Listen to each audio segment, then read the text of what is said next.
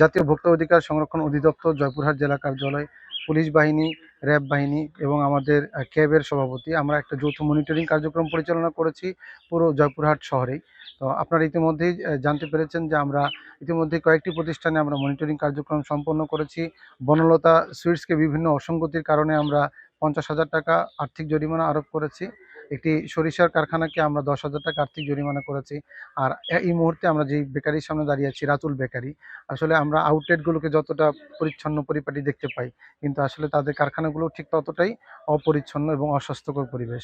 ইতিমধ্যে আমরা কিন্তু দেখতে পেয়েছি যে বুন্দিয়া, ঝুরি, চানাচুর এই ধরনের পণ্যগুলো তৈরি করার জন্য যে পরিবেশটা।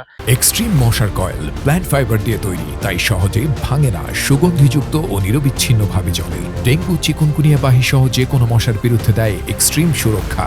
সে পরিবেশে যদি আমরা দেখি তাহলে কিন্তু আসলে কেউই এই পণ্যগুলো আমরা গ্রহণ করব না। এছাড়াও রাতুল বেকারিতে সেমাই, এখন বর্তমানে সেমাই একটি প্রচলিত জিনিস। এই সেমাইটা তৈরি করছে তারা, কিন্তু তাদের কিন্তু আসলে কোনো ধরনের বিএসটি এর অনুমোদন নেই। তো বিএসটি এর অনুমোদন ছাড়া কোনো ধরনের পণ্য তৈরি করাটাও এক ধরনের অন্যায় এবং অপরাধ। তো আমরা কিন্তু আজকে এই রাতুল বেকারিকেও 50,000 টাকা আর্থিক জরিমানা আরোপ করেছি। আর পুরো রমজানে কিন্তু নিরাপদ খাদ্য নিশ্চিতে আমাদের এই অভিযান কিন্তু অব্যাহত থাকবে। আর আজকে আমরা 3টি প্রতিষ্ঠানকে 1,10,000 টাকা আর্থিক জরিমানা আরোপ করেছি এবং নিরাপদ খাদ্য নিশ্চিতে আমাদের এই যৌথ মনিটরিং কার্যক্রম পুরো রমজান মাসেই চলমান থাকবে।